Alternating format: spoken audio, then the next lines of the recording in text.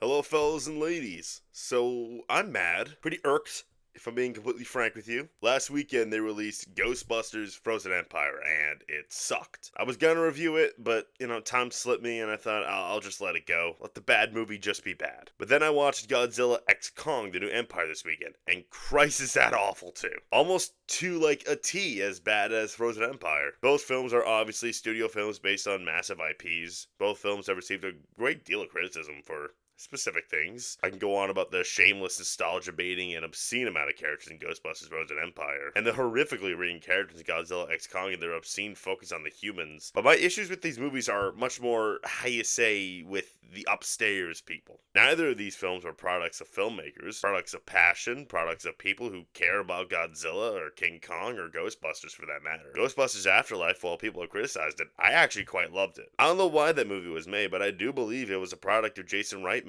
and him wanting to build off the legacy of the first film that his father cemented. And while there were absolute flaws with Afterlife, there's a lot of nostalgia baiting in that one too, and it's pretty derivative, the first one. I do think that film came from a piece of genuine passion and understanding of why Ghostbusters is such a classic. And as for the previous Monsterverse movies, even though it's clear to me that they are studio mandated movies, at least the 2014 Godzilla and Kong Skull Island had a feeling of passion. They just got some god-awful human characters. Even when Godzilla vs. Kong came out, while it's not a great movie and the regression from the 2014 Godzilla is pretty obvious, at least it knew what it wanted to be. So flash forward to now with these two fucking empires, one frozen, one new, I guess. Really know what that means. And it's so clear how MCU-ified these monstrosities are, and that it's clearly trying to catch up with this new idea of what a blockbuster is supposed to be that the Marvel movies have established. And its studio's not really caring what made the Godzilla franchise or the King Kong movies or Ghostbusters such a special thing for so many people. They see profitable figures and they try and do what the MCU did. So much so that it truly feels like they turned Godzilla, King Kong, and the Ghostbusters into Avengers. In Godzilla X Kong, Godzilla has turned into a monster fighter. His only role in the film is showing up, kill a monster that poses no threat and has nothing to do with anything,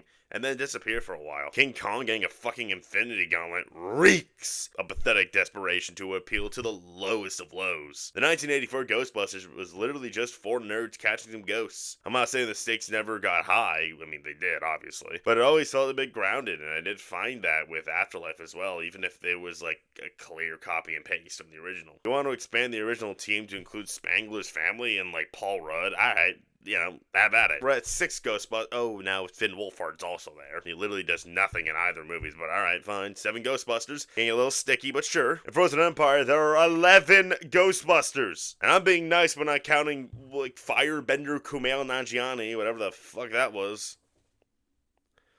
None of these films...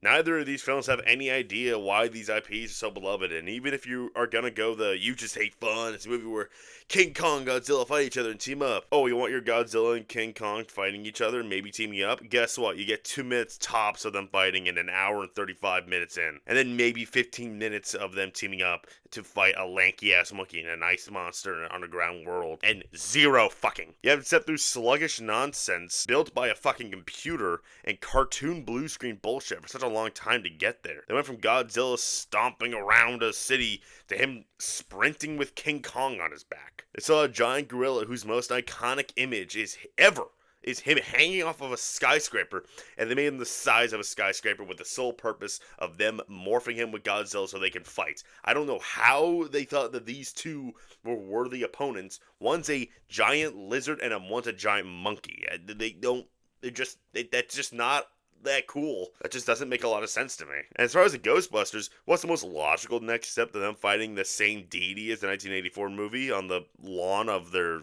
grandfather's farm? I guess fucking freeze New York. And guess what? Once again, that doesn't even fucking happen until an hour and 40 minutes in. When I say these movies made me mad for the same reasons, I mean it. I can go on some more reasons that these movies suck for similar reasons. The aforementioned hour and 40 minutes where nothing really happens is absurdly exposition heavy. No characters in the film have anything real to do aside from a child's character that has weak development, but at least they tried. Both feature easily beatable villains that are only threatening because they told us they are. Hilariously unnatural, bland, or horrible dialogue throughout the whole film. MCU-style comedy shoved into every single possible moment. I know Ghostbusters is a comedy, so lots of jokes wouldn't be problem that the jokes weren't just marvelly, well, that just happened. Even down to both movies having a prominently marketed baby version of popular IP characters with the sole purpose of selling toys and trying to be the next Baby Yoda or Baby Groot. And I'm not going to pretend that these movies are just complete and utter disasters and nothing good about either of them, because that's not the case. While bizarre, I was kind of into the McKenna Grace plotline with the Ghost Girl, and for all its flaws, Ghostbusters Frozen Empire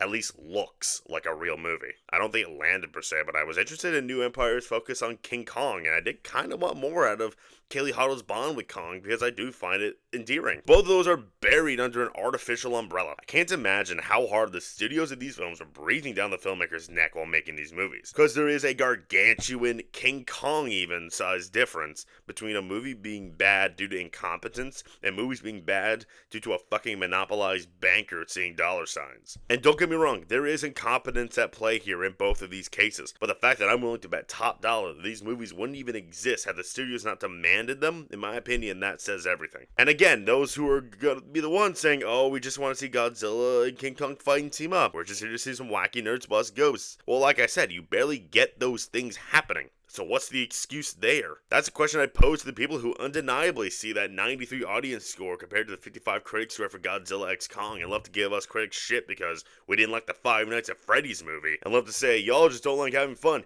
You barely get what you wanted out of these movies, so why are you still defending it? Thankfully, I do believe that these style of artificial films, these MCU carbon copies, are a dying breed of blockbusters. I think of last summer, I would say the equivalent of these studio-mandated MCU-style slogfests were Transformers, Rise of the Beasts, and The Flash. Neither of them were necessarily horrible, but they were very clearly made by a machine. They both followed the recipe and jangled keys in front of our faces a bunch. Transformers disappeared the second it came out, and The Flash's reputation has just gotten worse. And at the same time, they both got eviscerated by Barbenheimer. And yes, Godzilla x Kong made a fuckload this weekend, but look at Ghostbusters' second weekend.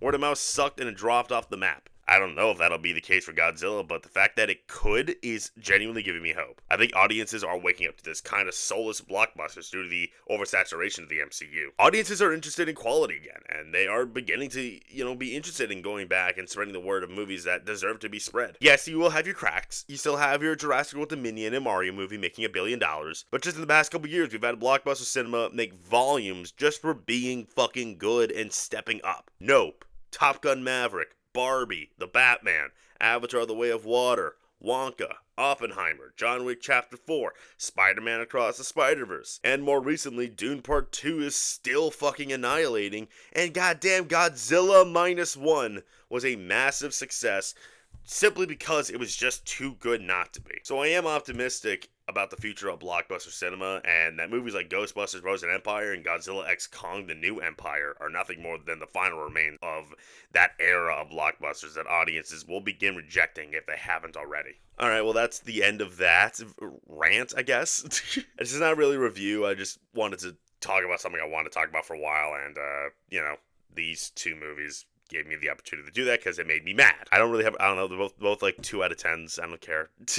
Like, subscribe, share, and I don't think I'm gonna get, I don't know, but I get mad a lot. I was gonna say I don't think I'm gonna have another video where I'm mad like this, but I don't know, I get mad a lot.